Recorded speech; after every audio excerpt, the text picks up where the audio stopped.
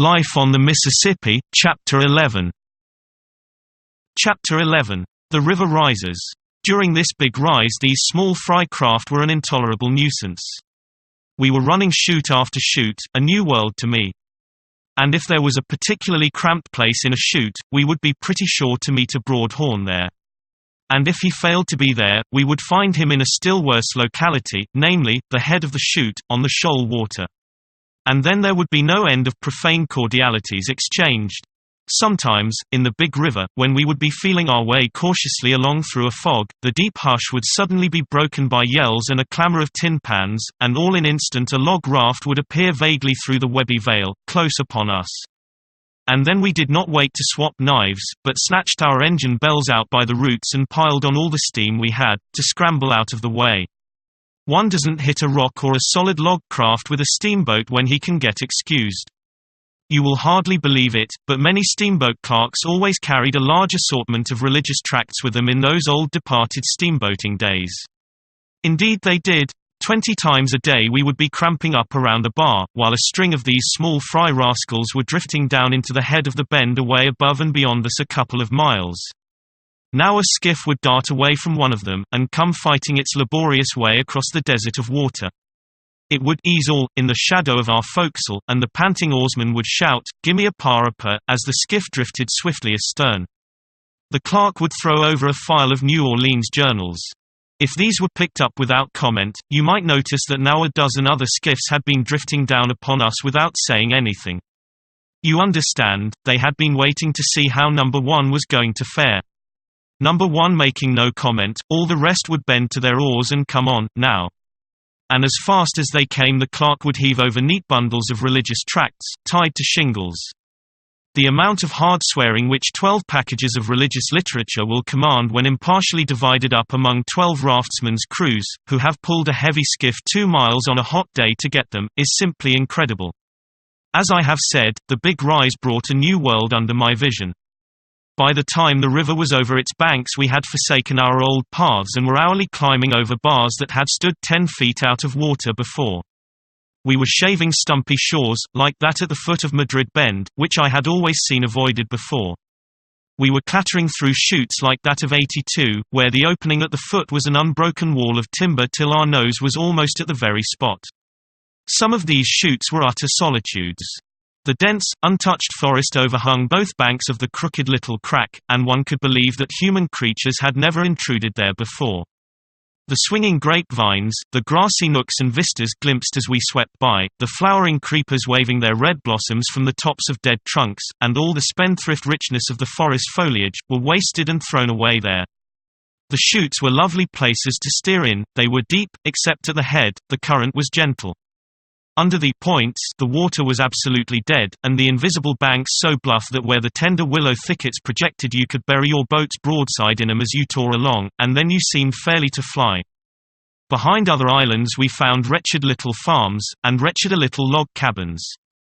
There were crazy rail fences sticking a foot or two above the water, with 1 or 2 jeans-clad, chills racked, yellow-faced male miserable roosting on the top rail, elbows on knees, jaws in hands, grinding tobacco and discharging the result at floating chips through crevices left by lost teeth. While the rest of the family and the few farm animals were huddled together in an empty wood flat riding at her moorings close at hand. In this flatboat the family would have to cook and eat and sleep for a lesser or greater number of days, or possibly weeks, until the river should fall 2 or 3 feet and let them get back to their log cabin and their chills again. Chills being a merciful provision of an all-wise providence to enable them to take exercise without exertion. And this sort of watery camping out was a thing which these people were rather liable to be treated to a couple of times a year. By the December rise out of the Ohio, and the June rise out of the Mississippi. And yet these were kindly dispensations, for they at least enabled the poor things to rise from the dead now and then, and look upon life when a steamboat went by. They appreciated the blessing, too, for they spread their mouths and eyes wide open and made the most of these occasions. Now what could these banished creatures find to do to keep from dying of the blues during the low water season? Once, in one of these lovely island chutes, we found our course completely bridged by a great fallen tree. This will serve to show how narrow some of the chutes were. The passengers had an hour's recreation in a virgin wilderness, while the boat hands chopped the bridge away, for there was no such thing as turning back, you comprehend. From Cairo to Baton Rouge, when the river is over its banks, you have no particular trouble in the night, for the 1,000-mile wall of dense forest that guards the two banks all the way is only gapped with a farm or wood yard opening at intervals, and so you can't get out of the river much easier than you could get out of a fenced lane. But from Baton Rouge to New Orleans it is a different matter. The river is more than a mile wide, and very deep, as much as 200 feet, in places. Both banks, for a good deal over 100 miles, are shorn of their timber and bordered by continuous sugar plantations, with only here and there a scattering sapling or row of ornamental china trees. The timber is shorn off clear to the rear of the plantations, from 2 to 4 miles. When the first frost threatens to come, the planters snatch off their crops in a hurry. When they have finished grinding the cane, they form the refuse of the stalks, which they call bagasse, into great piles and set fire to them, though in other sugar countries the bagasse is used for fuel in the furnaces of the sugar mills. Now the piles of damp bagasse burn slowly, and smoke like Satan's own kitchen. An embankment 10 or 15 feet high guards both banks of the Mississippi all the way down that lower end of the river, and this embankment is set back from the edge of the shore from 10 to perhaps 100 feet, according to circumstances. Say 30 or 40 feet, as a general thing. Fill that whole region with an impenetrable gloom of smoke from 100 miles of burning bagasse piles, when the river is over the banks, and turn a steamboat loose along there at midnight and see how she will feel. And see how you will feel, too. You find yourself away out in the midst of a vague dim sea that is shoreless, that fades out and loses itself in the murky distances.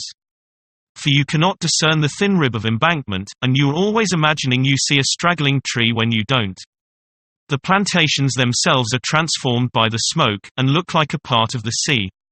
All through your watch you are tortured with the exquisite misery of uncertainty. You hope you are keeping in the river, but you do not know. All that you are sure about is that you are likely to be within 6 feet of the bank and destruction, when you think you are a good half-mile from shore. And you are sure, also, that if you chance suddenly to fetch up against the embankment and topple your chimneys overboard, you will have the small comfort of knowing that it is about what you were expecting to do. One of the great Vicksburg packets darted out into a sugar plantation one night, at such a time, and had to stay there a week. But there was no novelty about it. It had often been done before. I thought I had finished this chapter, but I wish to add a curious thing, while it is in my mind. It is only relevant in that it is connected with piloting. There used to be an excellent pilot on the river, a Mr. X, who was a somnambulist. It was said that if his mind was troubled about a bad piece of river, he was pretty sure to get up and walk in his sleep and do strange things. He was once fellow pilot for a trip or two with George Ealer, on a great New Orleans passenger packet. During a considerable part of the first trip George was uneasy, but got over it by and by, as X seemed content to stay in his bed when asleep. Late one night the boat was approaching Helena, Arkansas, the water was low, and the crossing above the town in a very blind and tangled condition. X had seen the crossing since Ealer had, and as the night was particularly drizzly, sullen, and dark, Ealer was considering whether he had not better have X called to assist in running the place, when the door opened and X walked in. Now on very dark nights, light is a deadly enemy to piloting. You are aware that if you stand in a lighted room, on such a night, you cannot see things in the street to any purpose. But if you put out the lights and stand in the gloom you can make out objects in the street pretty well. So, on very dark nights, pilots do not smoke. They allow no fire in the pilot house stove if there is a crack which can allow the least ray to escape. They order the furnaces to be curtained with huge tarpaulins and the skylights to be closely blinded. Then no light whatever issues from the boat. The undefinable shape that now entered the pilot house had Mr. X's voice. This said, "Let me take her, George.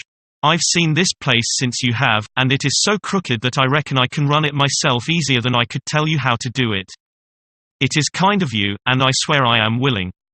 I haven't got another drop of perspiration left in me. I have been spinning around and around the wheel like a squirrel. It is so dark I can't tell which way she is swinging till she is coming around like a whirligig." So Ealer took a seat on the bench, panting and breathless.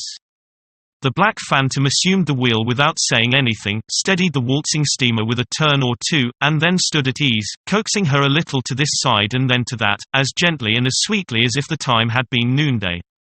When Ela observed this marvel of steering, he wished he had not confessed. He stared, and wondered, and finally said, "Well, I thought I knew how to steer a steamboat, but that was another mistake of mine." X said nothing, but went serenely on with his work. He rang for the leads, he rang to slow down the steam. He worked the boat carefully and neatly into invisible marks, then stood at the center of the wheel and peered blandly out into the blackness, fore and aft, to verify his position. As the leads shoaled more and more, he stopped the engines entirely, and the dead silence and suspense of drifting followed when the shoalest water was struck. He cracked on the steam, carried her handsomely over, and then began to work her warily into the next system of shoal marks. The same patient, heedful use of leads and engines followed. The boat slipped through without touching bottom, and entered upon the third and last intricacy of the crossing. Imperceptibly she moved through the gloom, crept by inches into her marks, drifted tediously till the shoalest water was cried, and then, under a tremendous head of steam, went swinging over the reef and away into deep water and safety. Ela let his long-pent breath pour out in a great, relieving sigh, and said, "That's the sweetest piece of piloting that was ever done on the Mississippi River. I wouldn't believed it could be done, if I hadn't seen it." There was no reply, and he added, "Just hold her 5 minutes longer, partner, and let me run down and get a cup of coffee." A minute later Ela was biting into a pie, down in the Texas, and comforting himself with coffee. Just then the night watchman happened in, and was about to happen out again, when he noticed Ela and exclaimed, "Who is at the wheel, sir?" X. Dart for the pilot house, quicker than lightning. The next moment both men were flying up the pilot house companionway, 3 steps at a jump. Nobody there. The great steamer was whistling down the middle of the river at her own sweet will. The watchman shot out of the place again. Ela seized the wheel, set an engine back with power, and held his breath while the boat reluctantly swung away from a towhead which she was about to knock into the middle of the Gulf of Mexico. By and by the watchman came back and said, "Didn't that lunatic tell you he was asleep, when he first came up here?" "No. Well, he was. I found him walking along on top of the railings just as unconcerned as another man would walk a pavement, and I put him to bed.